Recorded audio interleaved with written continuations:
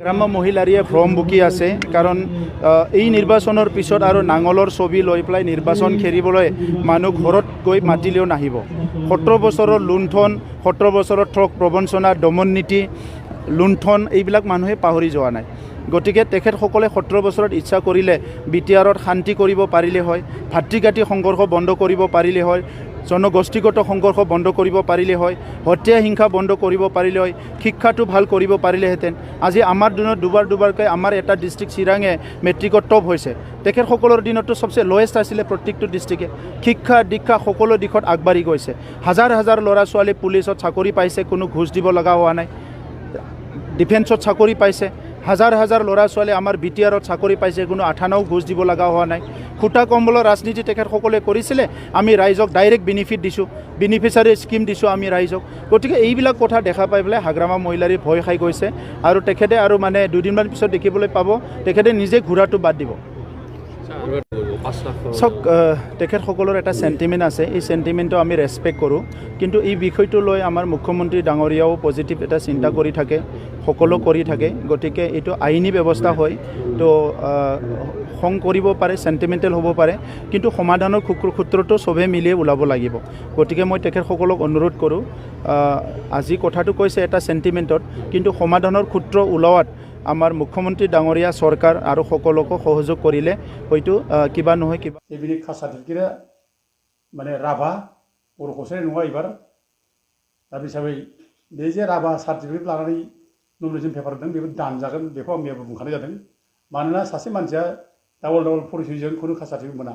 नोंनि जाथिया जुदि राभाब्ला नों राभा जानानै आगोलावनो नोङो कास्ट सार्टिफिकेट लानांगौमोन आरो नोङो बेजोंनो नोङो एमपिखौ दारायनांगौमोन। आरो नों जुदि बर' कसारि थारब्ला नोङो बर' कसारि हिसाबैनो नोङो कास्ट सार्टिफिकेट लानांगौमोन आरो बेजोंनो नों एमपिखौ माने कन्टेस्ट खालामनांगौमोन। दा नोङो गेजेराव नोङो 10 बोसोर नोङो बर' कसारि नाम लानानै एमपि जाबाय, नोङो गावखौनो राभा नङाबो होनबाय, गावखौनो सरनियाबो नङा होनबाय, बर' कसारिसो होनबाय। हाइकर्टआव नों अनेक जोंनि गोबाव केस सालायबाय। जोङो बेजों 2014निफ्रायनो 10 बोसोर जों बेजों जुजिदों। बेखौ माने जों बर' कसारि नङा होनदों, बे गावहा बर' कसारि होनदों, जों बेखौ सरनिया होनदों, बे बुंदों जों सरनिया नङा, बे बाथ्राखौ बे बुंहायदों। दा खिन्थु फैयै फैयै दिनै गावनि बर' कसारि जायनाखि कास्ट सार्टिफिकेट बे दानजानायखाय दिनै मा जालायखो दानिया राभा होननानै बुंलायबाय आरोखि। दा राभायाबो ओरैबायदि बिनिया गावनियालायनो माने गाव स्कुलाव फरायनाय समाव गावहा राभा सार्टिफिकेट दंखायोमोन। बे सार्टिफिकेटखौ गाव बे समाव मोनस्लाबाखै। जेब्ला आलफानिफ्राय माने अभारग्राउन्डआव फैयो, अभारग्राउन्डआव फैनाय समाव बियो राभा सार्टिफिकेटखौ मोनस्लाबाखै, बेनिखायनो बे बर' कसारि नाम लानानै इलेक्सनाव कन्टेस्ट खालामदों। दा नोङो मोनसे गावनि जाथिया जुदि नोङो राभा खालामोब्ला नों मानो बर' कसारि होनना सार्टिफिकेट लाबोदोंखो? बेनो फ्रडखा, नों थगायसुलाखा, नोङो माने बदमाइसखा, महा बदमाइस। आरो नों जुदि बर' कसारि मोनब्ला हा दिनै बोरै राभा ओमफ्राय ओंखारलायखो? दा बेजों महा थगायसुला, महा बदमाइस, बे जिनिसा दिनै रोखा रोखा नुजाबाय। आरो बेयो जे रिटार्निं अफिसारखौ जे माने मिसलेट खालामदों, बे जे भुवा मोनसे एफिडेभिट होनानै थगायदों, बे जिनिसा रोखा प्रमाण जाबाय। आरो बिनि टार्मा दाबो जोबाखै, एमपिनि टार्मा दाबो जोबाखै। बिनि टार्मा 12 मेआवसो जोबहैगोन। दा 12 मेआवसो जोबगोनब्ला दासिमबोथ' बे एमपिआनो दङ। एमपिब्ला बे बर' कसारिनि सार्टिफिकेटजोंनो एमपि जानांगौ दासिमबो, जुदिअ बे दानजादों। खिन्थु नों एमपि जोबस्ला मोना, नोङो टार्मा जोबस्ला मोना, नों बबेनिफ्राय जोनोम जालायखो राभा होननानै? दा बेथ' बिराद गिदिर कुइसन बियो। दा बिराद गिदिर अपराध, बियो बिराद गिदिर दायनिगिरि बियो। दा गथिखे बे इसोरा बेखौ हयथ' साजा होनो थाखाय लामा नायगासिनो दं। इसोरा बेखौ साजा होगोन। दा जों एथ' खस्थ' खालामबाय, जों एथ' खस्थ' खालामबाय, 10 बोसोर जुजिबाय। दा बे खोब जोंखौ खस्थ' होबाय। एबार खिन्थु बे साजा मोननांगौ। बे जे एथ' थगायनानै जे दिनै आरोबाव रिटार्निं अफिसारखौबो जे मिसलेट खालामबावबाय, दा बे जिनिसा दिनै प्रमाण जाबाय जे बेखौ जोङो माने दायनिगिरि, थगायसुला, फ्रड मानसि, बेखौ जों दिनै रोखा रोखा बुंनो हासै।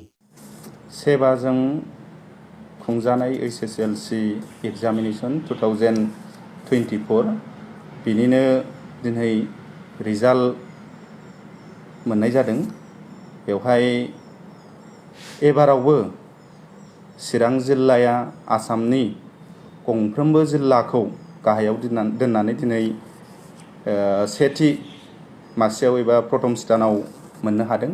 बिनि थाखायनो जोङो दिनै चिरां जिल्ला दुलाराय बर' फरायसा आफादा जोबोद गोजोननाय मोनदों लोगोसे चिरां जिल्ला दुलाराय बर' फरायसा आफादनि जानानै दिनै चिरां जिल्लायाव जायफोर सोलोंथाइ बिफानाव साख्रि मावो, स्पेसियेलि स्कुल नायदिंगिरि आरो बिनिनो इमप्लयि आरो हाई सेकेन्डारिनि प्रिन्सिपाल, हेडमास्टार आरो गासैबो फोरोंगिरि आरो गारजेन, फरायसाफोरनि दिथागिरि आरो माहारियारि आफादफोर बै बिथांमोननि दिनै गाव गावनि दायित्वखौ मोजाङै मावफुंनायनि थाखाय दिनै चिरां जिल्लाया आरोबाव दिनै आसामनि मोनफ्रोमबो जिल्लाखौ दिनै गाहायाव दोननानै प्रथम स्थानाव बा फार्स्ट स्थानाव मोननो हादों। बिनि थाखायनो जोङो साबायखर बावदों।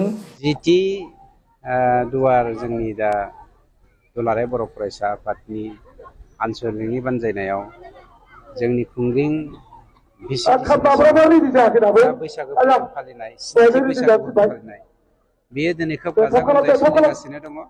बाहागो लानो मोननानै गोजोननाय मोन्दों। आं बोसोरफ्रोमबो बाहागो लाबाय थाखायो आरो बिसेसके जोंनि 14 नं चिरां दुवार ब्लकनि सिङाव जोंनि नैबे खुंग्रिं प्राइमारिनि सिङाव जा बैसागु फोरबो फालिनाय बे बिराद गाजा गोमजा जाबाय थाखायो।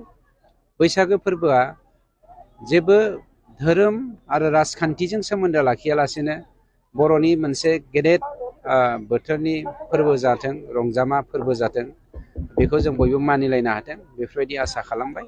नोंथांमोननि मिडियानि गेजेरजों गासैनोबो जोंनि अननाया, जोंनि खुलुमनाया गेदेरफोरनिसिम, जोंनि उन्दैफोरनिसिम आशिर्बादा जेब्लायबो थागोन।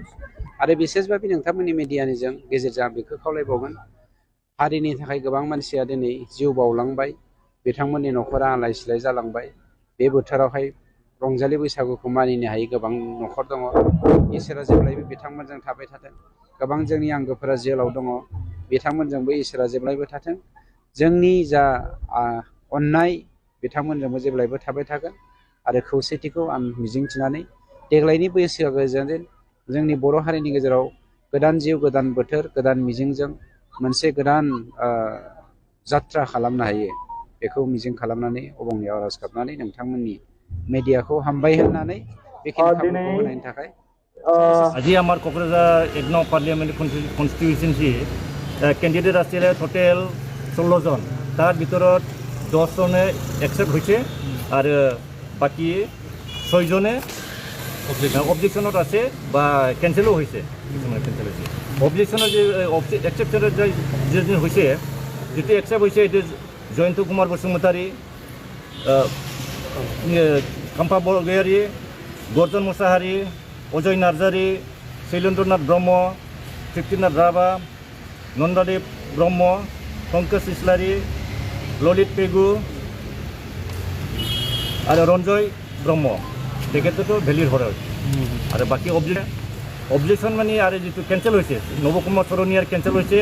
অবজেকশনের আছে পৃথ্বীরাজ দেবনারায়ণ, জ্যোতিষ কুমার দেখা, গৌরীশঙ্কর সরনিয়া, বিনীতা দেখা, ঘনশ্যাম দাস, তেখেতৰ অবজেকশন আছে। তেখেতৰ কালি ফাইনাল হ'ব। তেখেতৰ মানে এইটো ভেৰিফাই কৰি আছে, কালিৰ ভিতৰতহে তেখেতে ডিক্লেয়াৰটো দিব। হীৰা কৰণীয়া এইবাৰ তেওঁ একচেপ্ট কৰিছে যে তেওঁ যে বড়ো কছাৰী নহয়, কোৰ্টে অৰ্ডাৰ কৰা নাই।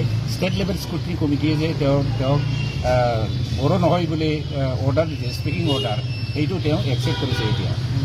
সেইকাৰণে এতিয়া মানে এইবাৰৰ মানে নমিনেশ্যন পেপাৰত তেওঁ নিজক ৰাভা বুলি ক্লিক কৰিছে। ৰাভা বুলি স্থিতি ঠিক নহয়, ৰাভা বুলি মানে 10 বছৰ মানে বড়ো কছাৰী পেলাই কোৰ্টত মানে কৈ আহিছে, মই বড়ো কছাৰী বুলি। আমি কৈছোঁ তুমি বড়ো কছাৰী নোহোৱা, তুমি চৰণীয়া, তুমি কোচ, সৰু কোচ, তোমাৰ মাক দেউতাক সৰু কোচ মানে কোচ, আৰু মানে কোচ আৰু কি মানে চৰণীয়া, কোচৰ পৰা চৰণীয়া হৈছে আৰু কি।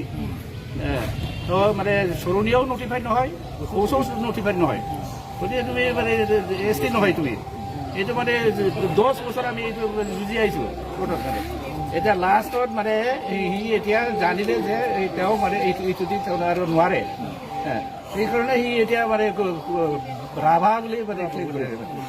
ৰাভা বুলি ক্লেইম কৰিছে দিছ ইজ মানে ক্ৰিমিনেল কণ্টেম্প তাক আমি কোৰ্টত মানে কেছ দিম ক্ৰিমিনেল কণ্টেম্প এই মানে কোৰ্টক মানে চিটিং কৰিছে কোৰ্টত হেৰি কৈ আছে তেওঁ মানে মই বড়ো কছাৰী বুলি এতিয়া মানে আৰু ৰাভা বুলি কৈছে